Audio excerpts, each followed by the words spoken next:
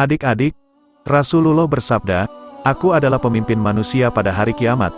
Tahukah kalian bagaimana hal itu terjadi? Pada hari kiamat nanti, Allah mengumpulkan manusia dari awal sampai akhir zaman di suatu tempat yang terbentang sehingga setiap manusia bisa melihat dan mendengar yang lainnya. Matahari berada tepat di atas kepala mereka. Mereka merasakan terik dan dahaga yang tak terperikan dan tak tertahankan. Para manusia berkata satu sama lain, 'Tidakkah kalian melihat apa yang menimpa kalian? Tidakkah kalian mencari orang yang bisa memintakan syafaat kepada Tuhan?' Kemudian, sebagian mereka berkata kepada yang lain, 'Mintalah syafaat kepada bapa kalian Adam.'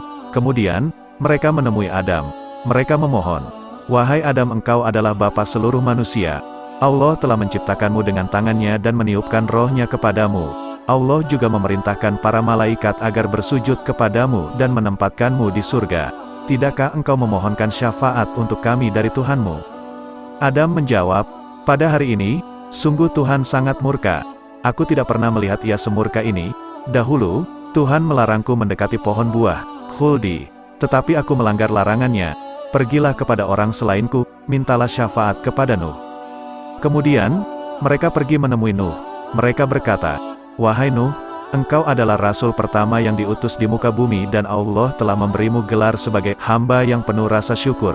Tidakkah engkau lihat apa yang kami alami dan apa yang sedang menimpa kami? Tidakkah kau memohonkan syafaat untuk kami kepada Tuhanmu?' Nuh menjawab, 'Sungguh, Tuhan murka pada hari ini. Belum pernah aku melihat ia murka seperti hari ini.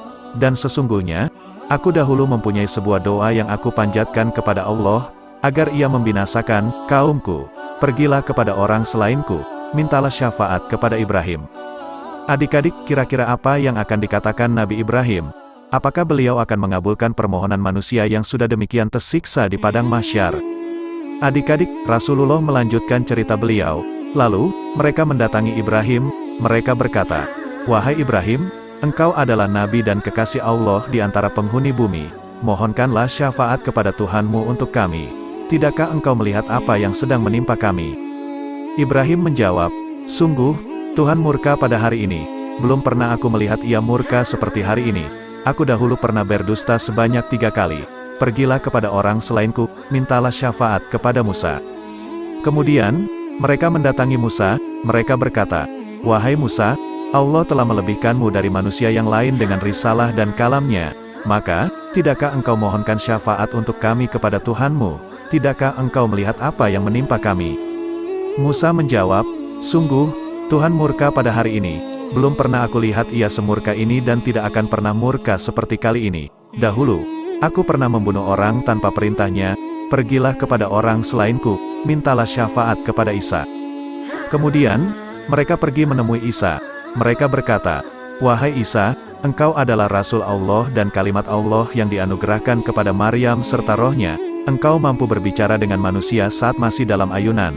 Mohonkanlah syafaat untuk kami kepada Tuhanmu. Tidakkah engkau melihat apa yang sedang menimpa kami?' Isa menjawab, 'Sungguh, Tuhan murka pada hari ini. Belum pernah aku melihat ia murka seperti hari ini.' Namun Isa tidak menyebutkan kesalahan yang pernah ia lakukan seperti Adam, Nuh, Ibrahim, dan Musa. Isa berkata, 'Pergilah kepada orang selainku, mintalah syafaat kepada Muhammad.' Apa yang terjadi selanjutnya? Maka, Rasulullah melanjutkan ceritanya. Kemudian, mereka pergi menemuiku. Mereka berkata, 'Wahai Muhammad, engkau adalah Rasul Allah dan penutup para nabi. Allah telah mengampuni dosa-dosamu yang telah lalu dan yang kemudian. Mohonkanlah syafaat untuk kami kepada Tuhanmu. Tidakkah engkau melihat apa yang sedang kami alami?' Kemudian, aku datang menghadap Tuhan dari bawah arasy-Nya. Aku sujud bersimpuh di hadapan Tuhan.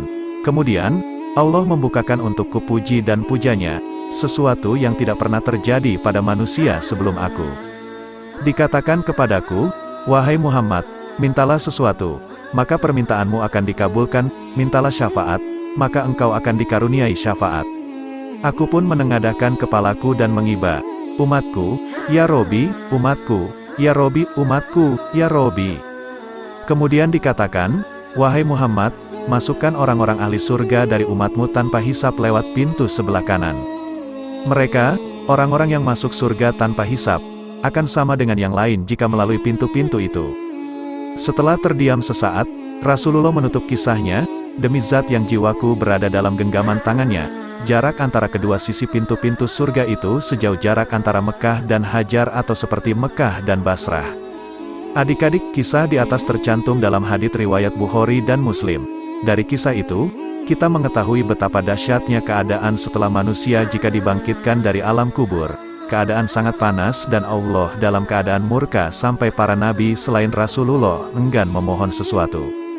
Namun, Rasulullah yang sangat menyayangi umatnya, berdoa sambil berkata, "Umatku, ya Robi, umatku, ya Robi, umatku, ya Robi." Maka, tidak ada alasan lagi bagi kita untuk tidak menyayangi Rasulullah yang begitu menyayangi kita itu. Wallahu alam bisawab.